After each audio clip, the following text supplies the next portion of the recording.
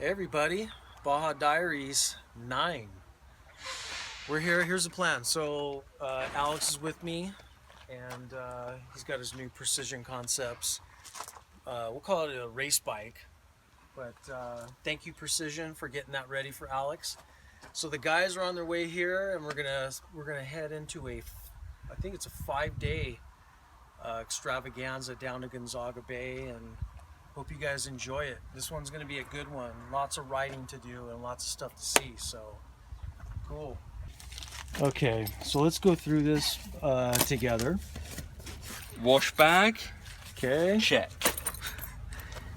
Tech cables. Yeah, tech key. Check. That's cool. Keep pulling. What's in there? Let's pull out of there. Oh, is that a hospital? That's a whole hospital right there. That's for every scenario. Well, usually they just use Tecates down here for medication. Moisturizer. Yeah. Well, moisturizer. Oh yeah.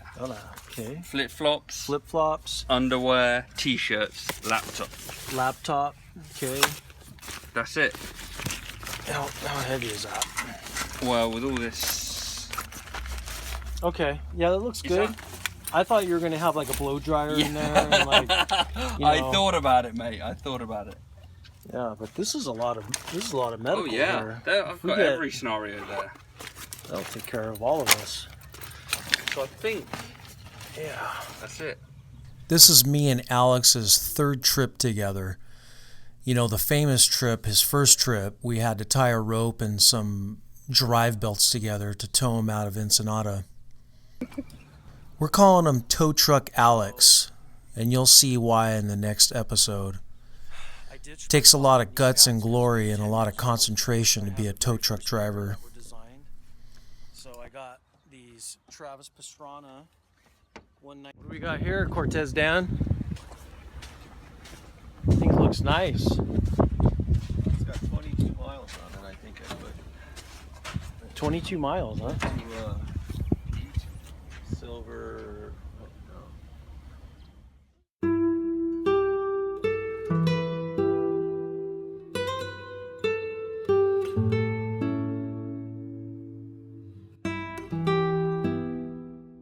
Our adventure started out at Hacienda Veronica, a ranch-style resort about 30 minutes from the border of Tecate in the U.S. We've been here before, but this time we got a little insight and interview with one of the owners.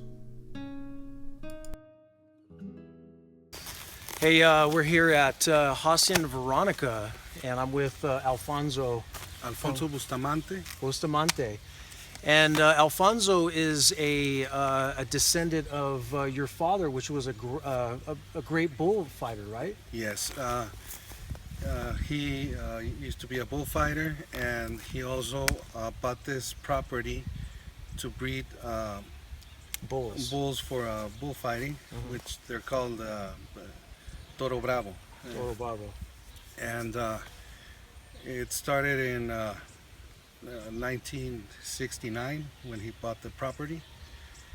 Then he noticed that a lot of people that enjoy riding here in Baja started leaving their cars or their trucks, their dune buggies, everything quads, they had here, go ride, maybe come back the same day or a week after, and he got the idea of starting a hotel here, and now we have 60 rooms, 9 suites, swimming pool, 6 tennis courts.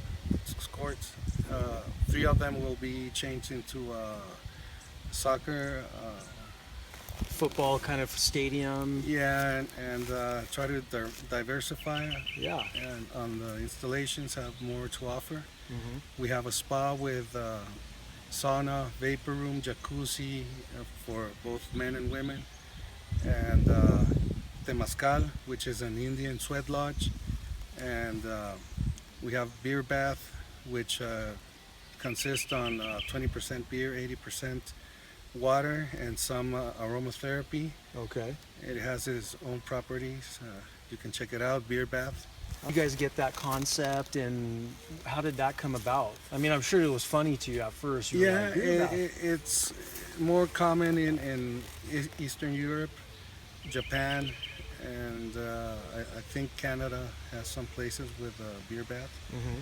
So we're not the first, but we're the first here in Baja. well, actually in all of the North America side. Oh, really? Yeah. Growing up and looking up at your father fighting bulls. I mean, that's cool. I mean, I understand the art and I respect it, but honestly, I went skateboarding and surfing. So You were a California kid. yeah, but now I'm in the mountains. Oh, that's great. And but I do enjoy a good bullfight, and well, it's been 20 years since I've been here working. So Just for everybody at home, Hacienda Veronica is kind of a launching station for Americans coming over here to explore Baja, because it's only 20 minutes from Tecate border. So everybody usually comes here, and I've used it. We've parked our trucks and our supplies, met friends, and then we start our journey down south into Baja. So I'm kind of glad we got here and Alfonso here showed up, because we always see the bullfighting and the mystique and the lineage, and we never got to see family members. So it's kind of cool that Baja Diaries ran into you, and you're going to kind of show us around a little bit. The next morning we got up at 6 a.m. bright and early just to get a good start. Now that we had the rest of the crew together, Baja George, Cortez Dan, Hacienda Gabe, and Baja Cobb. We actually had a rookie on the trip, Andrew, and that made about 7 of us.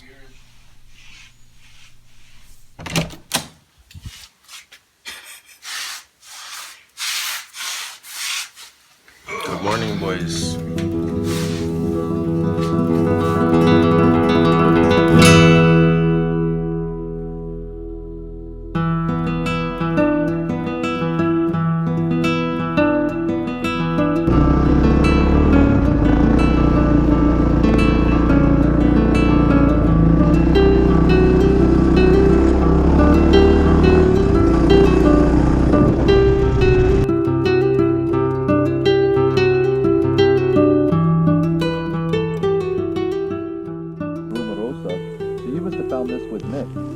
Yeah, this is Mick's trail. Yeah. He claims he made it. Rosalia, second night, Catavina, Gonzaga, now back home. Where'd you park? We parked over by, On the way up to Laguna Hansen, we ran into 2 fellows. These guys have been on the trail for 5 days and were on their way back home. They were telling us what trails they took, some of the stories that they had. But it's just funny on how relaxed they were and how worn out they were compared to us just starting our adventure. you ever get hassled with no motos through that gate? And just for the record, one of these guys was on a 2-stroke, so he must have been hauling the oil his whole trip.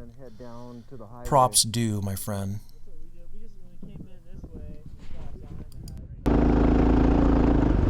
We made it up to Laguna Hansen, which in the past episodes you could tell it's totally dry and hasn't had water in it for about 20 years.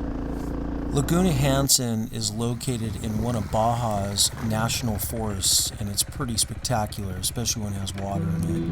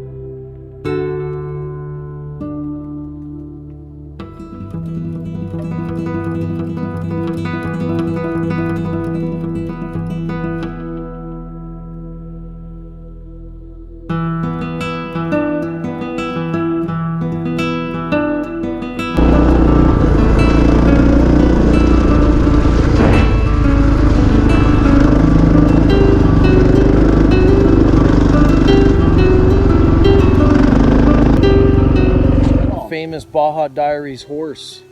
Is that a ROM? Yeah, it's a ranch. We lost Baja, Cortez Dan, Cobb, and Gabe. So this is going to be the meeting point.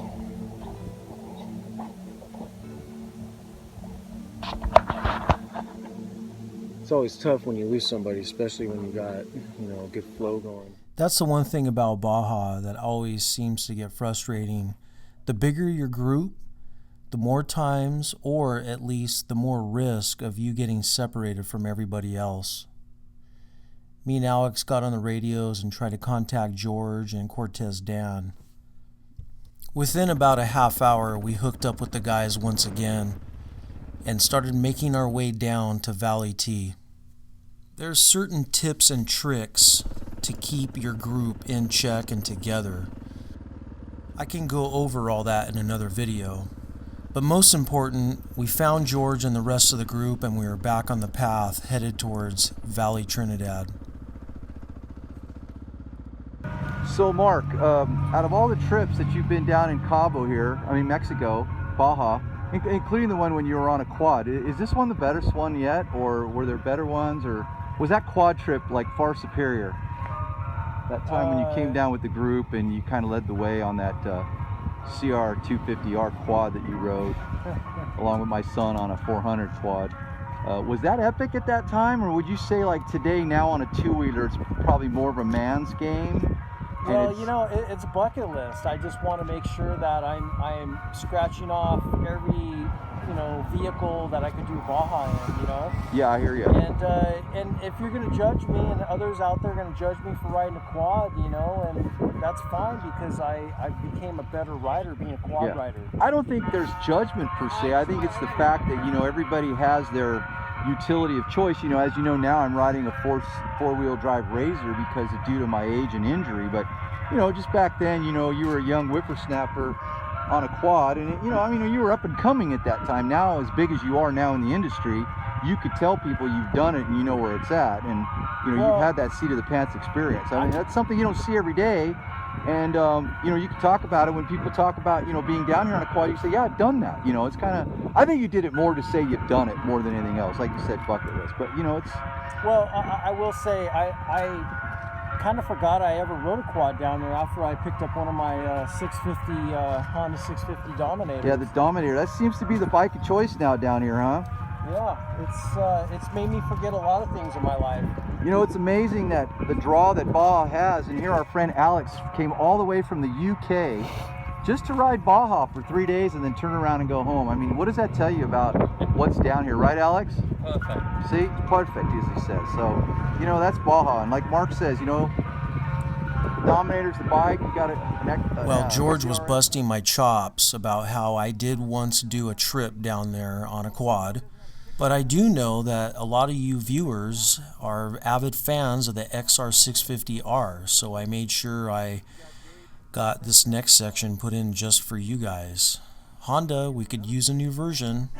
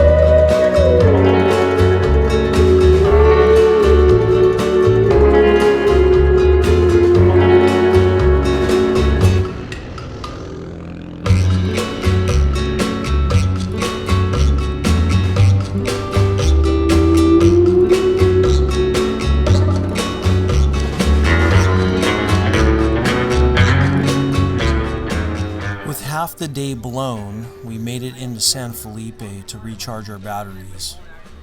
Tired, worn out, And we didn't even make it to Gonzaga Bay yet. But now with the sun setting, we had no choice but to turn our lights on and start heading down 100 miles south of San Felipe to Gonzaga Bay. Try the one like those ones. Try like you gotta have like some fade in there because it's arrogance. You need some arrogance like Lamborghinis. Let me see. Let me see. Yeah. Miami. Yep. Thank you. Thank you. All right.